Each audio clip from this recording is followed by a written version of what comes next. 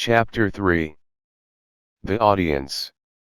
M. de Treville was at the moment in rather ill humor, nevertheless he saluted the young man politely, who bowed to the very ground, and he smiled on receiving D'Artagnan's response, the Béarnese accent of which recalled to him at the same time his youth and his country, a double remembrance which makes a man smile at all ages. But stepping toward the antechamber and making a sign to D'Artagnan with his hand, as if to ask his permission to finish with others before he began with him, he called 3 times, with a louder voice at each time, so that he ran through the intervening tones between the imperative accent and the angry accent. Athos, Porthos, Aramis. The 2 musketeers with whom we have already made acquaintance, and who answered to the last of these 3 names, immediately quitted the group of which they had formed a part, and advanced toward the cabinet, the door of which closed after them as soon as they had entered. Their appearance, although it was not quite at ease, excited by its carelessness, at once full of dignity and submission, the admiration of D'Artagnan, who beheld in these 2 men demigods, and in their leader an Olympian Jupiter, armed with all his thunders. When the 2 musketeers had entered, when the door was closed behind them, when the buzzing murmur of the antechamber, to which the summons which had been made had doubtless furnished fresh food, had recommenced, when M. de Treville had 3 or 4 times paced in silence, and with a frowning brow, the whole length of his cabinet, passing each time before Porthos and Aramis, who were as upright and silent as if on parade, he stopped all at once full in front of them, and covering them from head to foot with an angry look, "Do you know what the king said to me?" cried he, "and that no longer ago than yesterday evening? Do you know, gentlemen?"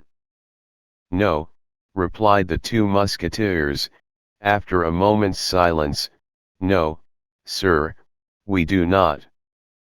"But I hope that you will do us the honor to tell us," added Aramis, in his politest tone and with his most graceful bow. "He told me that he should henceforth recruit his musketeers from among the guards of Monsieur the Cardinal." "The guards of the Cardinal? And why so?" asked Porthos, warmly. "Because he plainly perceives that his piquet asterisk stands in need of being enlivened by a mixture of good wine. Asterisk, a watered liquor, made from the second pressing of the grape." The 2 musketeers reddened to the whites of their eyes. D'Artagnan did not know where he was, and wished himself 100 feet underground. "Yes, yes," continued M. de Treville, growing warmer as he spoke, "and his Majesty was right, for, upon my honor, it is true that the musketeers make but a miserable figure at court. The cardinal related yesterday while playing with the king, with an air of condolence very displeasing to me, that the day before yesterday those damned musketeers, those daredevils, he dwelt upon those words with an ironical tone still more displeasing to me, those braggarts," added he, glancing at me with his tiger cat's eye, "had made a riot in the Rue Férou in a cabaret, and that a party of his guards, I thought he was going to laugh in my face, had been forced to arrest the rioters. Morbleu! You must know something about it. Arrest musketeers! You were among them, you were. Don't deny it, you were recognized, and the cardinal named you. But it's all my fault, yes, it's all my fault, because it is myself who selects my men. You, Aramis, why the devil did you ask me for a uniform when you would have been so much better in a cassock? And you, Porthos, do you only wear such a fine golden baldric to suspend a sort of straw from it? And Athos, I don't see Athos." Where is he? Ill. Very ill, say you? And of what malady? It is feared that it may be the smallpox, sir, replied Porthos, desirous of taking his turn in the conversation, and what is serious is that it will certainly spoil his face. The smallpox. That's a great story to tell me, Porthos. Sick of the smallpox at his age. No, no, but wounded without doubt, killed, perhaps. Ah, if I knew. Blood. Messieurs Musketeers, I will not have this haunting of bad places, this quarrelling in the streets, this swordplay at the crossways, and above all, I will not have occasion given for the Cardinal's guards, who are brave, quiet, skillful men who never put themselves in a position to be arrested, and who, besides, never allow themselves to be arrested, to laugh at you. I am sure of it, they would prefer dying on the spot to being arrested or taking back a step. To save yourselves, to scamper away, to flee, that is good for the king's musketeers. Porthos and Aramis trembled with rage. They could willingly have strangled M. de Treville, if, at the bottom of all this, they had not felt it was the great love he bore them which made him speak thus. They stamped upon the carpet with their feet, they bit their lips till the blood came, and grasped the hilts of their swords with all their might. All without had heard, as we have said, Athos, Porthos, and Aramis called, and had guessed, from M. de Treville's tone of voice, that he was very angry about something.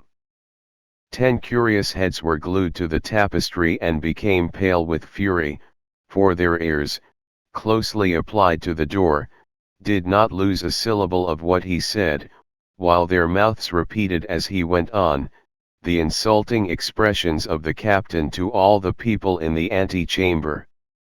In an instant, from the door of the cabinet to the street gate, the whole hotel was boiling. Ah! The king's musketeers are arrested by the guards of the cardinal, are they? Continued M. de Treville, as furious at heart as his soldiers, but emphasizing his words and plunging them, one by one, so to say, like so many blows of a stiletto, into the bosoms of his auditors. What? 6 of his Eminence's guards arrest 6 of his Majesty's musketeers. Morbleu! My part is taken. I will go straight to the Louvre, I will give in my resignation as captain of the king's musketeers to take a lieutenancy in the cardinal's guards, and if he refuses me, morbleu! I will turn abbé. At these words, the murmur without became an explosion, nothing was to be heard but oaths and blasphemies. The morbleus, the sang-Dieus, the morts touts les diables, crossed one another in the air. D'Artagnan looked for some tapestry behind which he might hide himself, and felt an immense inclination to crawl under the table. Well, my captain, said Porthos, quite beside himself, the truth is that we were 6 against 6. But we were not captured by fair means, and before we had time to draw our swords, 2 of our party were dead, and Athos, grievously wounded, was very little better. For you know Athos. Well, captain, he endeavored twice to get up, and fell again twice. And we did not surrender, no. They dragged us away by force. On the way we escaped. As for Athos, they believed him to be dead, and left him very quiet on the field of battle, not thinking it worth the trouble to carry him away. That's the whole story. What the devil, captain, one cannot win all one's battles. The great Pompey lost that of Pharsalia, and Francis I, who was, as I have heard say, as good as other folks, nevertheless lost the battle of Pavia. And I have the honor of assuring you that I killed one of them with his own sword, said Aramis, for mine was broken at the first parry. Killed him, or poniarded him, sir, as is most agreeable to you. I did not know that, replied M. de Treville, in a somewhat softened tone. The cardinal exaggerated, as I perceive. But pray, sir, continued Aramis, who, seeing his captain become appeased, ventured to risk a prayer, do not say that Athos is wounded. He would be in despair if that should come to the ears of the king, and as the wound is very serious, seeing that after crossing the shoulder it penetrates into the chest, it is to be feared. At this instant the tapestry was raised and a noble and handsome head, but frightfully pale, appeared under the fringe. Athos, cried the two musketeers. Athos, repeated M. de Treville himself. You have sent for me, sir, said Athos to M. de Treville, in a feeble yet perfectly calm voice, you have sent for me, as my comrades inform me, and I have hastened to receive your orders. I am here, what do you want with me? And at these words, the musketeer, in irreproachable costume, belted as usual, with a tolerably firm step, entered the cabinet. M. de Treville, moved to the bottom of his heart by this proof of courage, sprang toward him. I was about to say to these gentlemen, added he, that I forbid my musketeers to expose their lives needlessly, for brave men are very dear to the king, and the king knows that his musketeers are the bravest on the earth. Your hand, Athos. And without waiting for the answer of the newcomer to this proof of affection, M. de Treville seized his right hand and pressed it with all his might, without perceiving that Athos, whatever might be his self-command, allowed a slight murmur of pain to escape him, and if possible, grew paler than he was before. The door had remained open, so strong was the excitement produced by the arrival of Athos, whose wound, though kept as a secret, was known to all. A burst of satisfaction hailed the last words of the captain, and 2 or 3 heads, carried away by the enthusiasm of the moment, appeared through the openings of the tapestry. M. de Treville was about to reprehend this breach of the rules of etiquette, when he felt the hand of Athos, who had rallied all his energies to contend against pain, at length overcome by it, fell upon the floor as if he were dead. A surgeon, cried M. de Treville, mine. The king's. The best. A surgeon. Or, s blood, my brave Athos will die. At the cries of M. de Treville, the whole assemblage rushed into the cabinet, he not thinking to shut the door against anyone, and all crowded round the wounded man. But all this eager attention might have been useless if the doctor so loudly called for had not chanced to be in the hotel. He pushed through the crowd, approached Athos, still insensible, and as all this noise and commotion inconvenienced him greatly, he required, as the first and most urgent thing, that the musketeer should be carried into an adjoining chamber. Immediately M. de Treville opened and pointed the way to Porthos and Aramis, who bore their comrade in their arms. Behind this group walked the surgeon, and behind the surgeon the door closed. The cabinet of M. de Treville, generally held so sacred, became in an instant the annex of the ante-chamber. Everyone spoke, harangued, and vociferated, swearing, cursing, and consigning the cardinal and his guards to all the devils.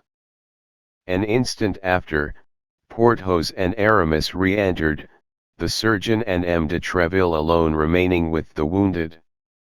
At length, M. de Treville himself returned. The injured man had recovered his senses. The surgeon declared that the situation of the musketeer had nothing in it to render his friends uneasy, his weakness having been purely and simply caused by loss of blood. Then M. de Treville made a sign with his hand, and all retired except D'Artagnan, who did not forget that he had an audience, and with the tenacity of a Gascon remained in his place. When all had gone out and the door was closed, M. de Treville, on turning round, found himself alone with the young man. The event which had occurred had in some degree broken the thread of his ideas. He inquired what was the will of his persevering visitor.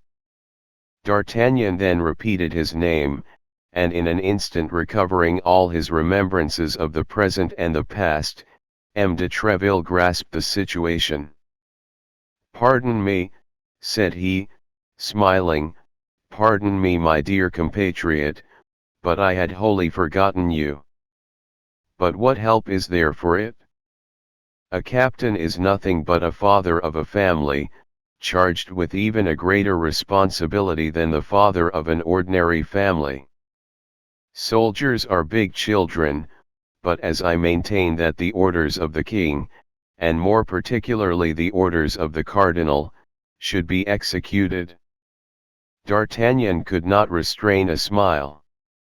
By this smile M. de Treville judged that he had not to deal with a fool, and changing the conversation, came straight to the point. "I respected your father very much," said he. "What can I do for the son? Tell me quickly, my time is not my own." "Monsieur," said D'Artagnan, "on quitting Tarbes and coming hither, it was my intention to request of you, in remembrance of the friendship which you have not forgotten, the uniform of a musketeer, but after all that I have seen during the last 2 hours, I comprehend that such a favor is enormous, and tremble lest I should not merit it." "It is indeed a favor, young man," replied M. de Treville, "but it may not be so far beyond your hopes as you believe, or rather as you appear to believe.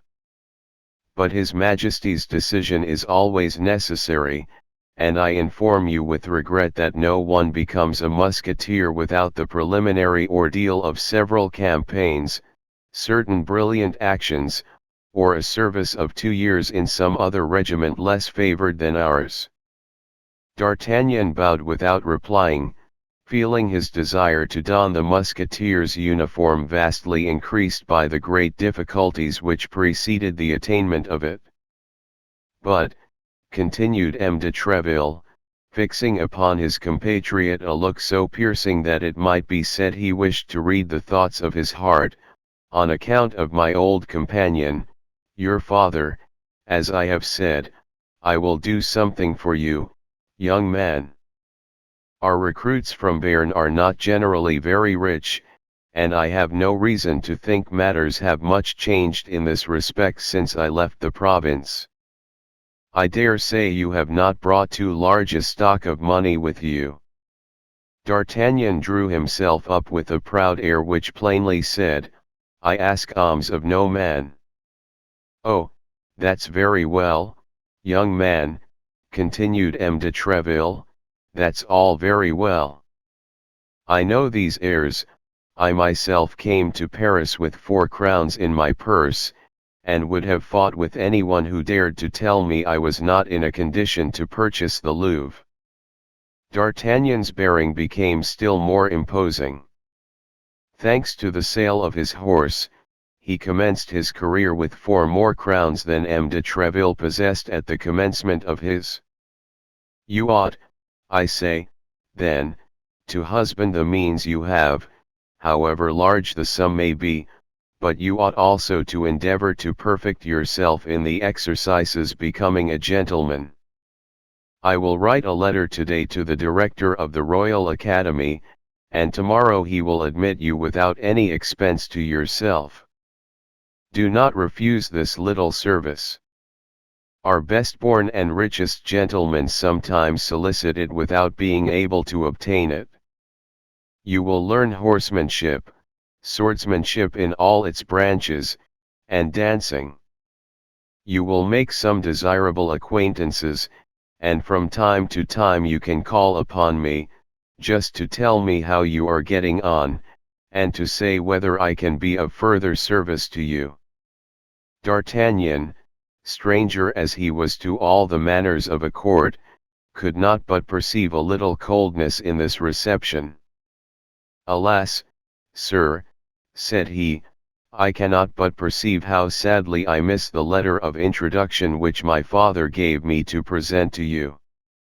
"I certainly am surprised," replied M. de Treville, "that you should undertake so long a journey without that necessary passport, the sole resource of us poor Béarnais. I had one, sir, and, thank God, such as I could wish," cried D'Artagnan, "but it was perfidiously stolen from me." He then related the adventure of Monge, described the unknown gentleman with the greatest minuteness, and all with a warmth and truthfulness that delighted M. de Treville. "This is all very strange," said M. de Treville, after meditating a minute. "You mentioned my name, then, aloud?" "Yes, sir, I certainly committed that imprudence, but why should I have done otherwise? A name like yours must be as a buckler to me on my way. Judge if I should not put myself under its protection." Flattery was at that period very current, and M. de Treville loved incense as well as a king, or even a cardinal. He could not refrain from a smile of visible satisfaction, but this smile soon disappeared, and returning to the adventure of Monge, "Tell me," continued he, "had not this gentleman a slight scar on his cheek?" "Yes, such a one as would be made by the grazing of a ball." "Was he not a fine-looking man?" "Yes." "Of lofty stature?" "Yes."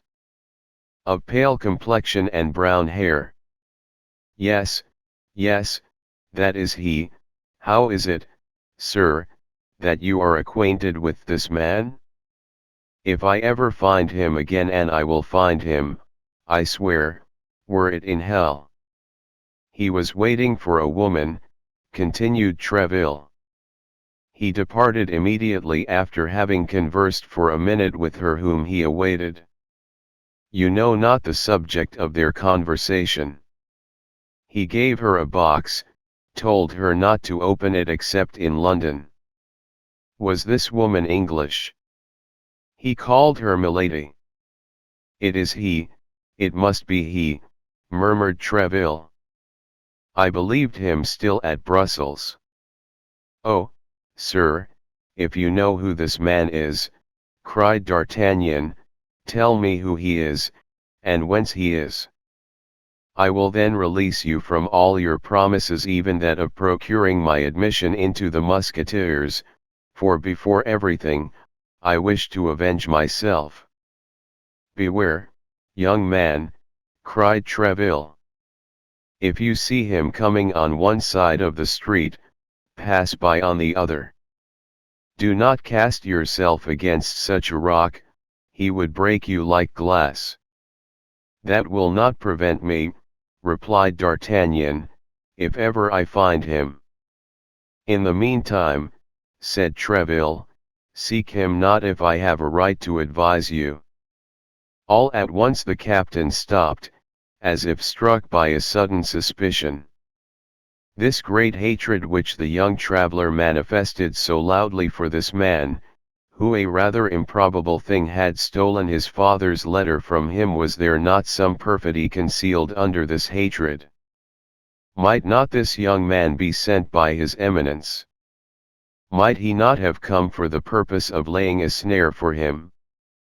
This pretended D'Artagnan, was he not an emissary of the cardinal, whom the cardinal sought to introduce into Treville's house, to place near him, to win his confidence, and afterward to ruin him as had been done in 1,000 other instances.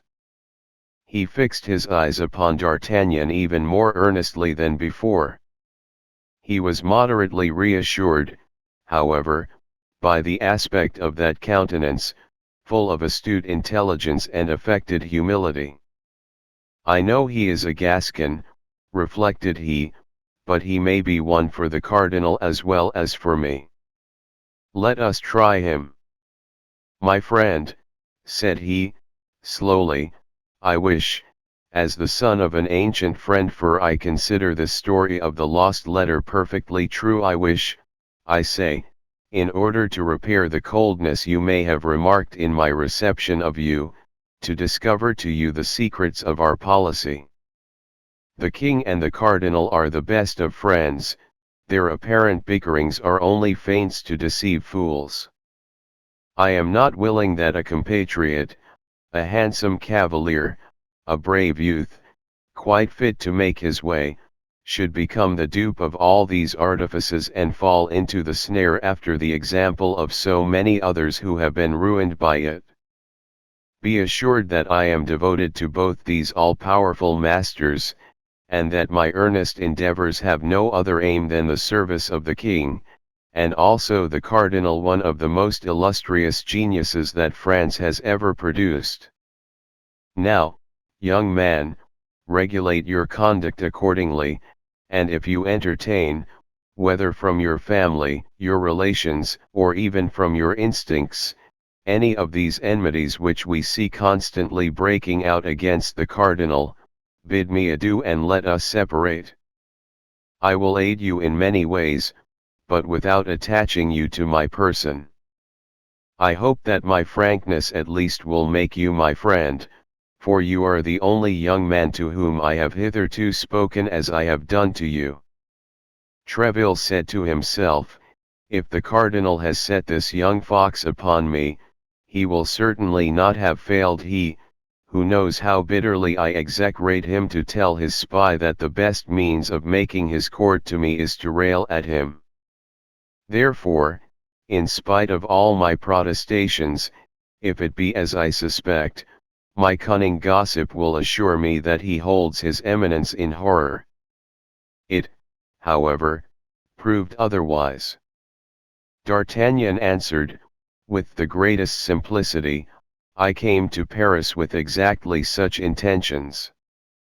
My father advised me to stoop to nobody but the king, the cardinal, and yourself, whom he considered the first three personages in France. D'Artagnan added M. de Treville to the others, as may be perceived, but he thought this addition would do no harm. I have the greatest veneration for the cardinal, continued he, and the most profound respect for his actions. So much the better for me, sir, if you speak to me, as you say, with frankness, for then you will do me the honor to esteem the resemblance of our opinions, but if you have entertained any doubt, as naturally you may, I feel that I am ruining myself by speaking the truth. But I still trust you will not esteem me the less for it, and that is my object beyond all others. M. de Treville was surprised to the greatest degree. So much penetration, so much frankness, created admiration, but did not entirely remove his suspicions. The more this young man was superior to others, the more he was to be dreaded if he meant to deceive him. Nevertheless, he pressed D'Artagnan's hand, and said to him, you are an honest youth, but at the present moment I can only do for you that which I just now offered. My hotel will be always open to you. Hereafter, being able to ask for me at all hours, and consequently to take advantage of all opportunities, you will probably obtain that which you desire. That is to say, replied D'Artagnan, that you will wait until I have proved myself worthy of it. Well, be assured, added he, with the familiarity of a Gascon, "You shall not wait long." And he bowed in order to retire, and as if he considered the future in his own hands. "But wait a minute," said M. de Treville, stopping him. "I promised you a letter for the director of the academy. Are you too proud to accept it, young gentleman?" "No, sir," said D'Artagnan, "and I will guard it so carefully that I will be sworn it shall arrive at its address, and woe be to him who shall attempt to take it from me." M. de Treville smiled at this flourish, and leaving his young man compatriot in the embrasure of the window, where they had talked together, he seated himself at a table in order to write the promised letter of recommendation.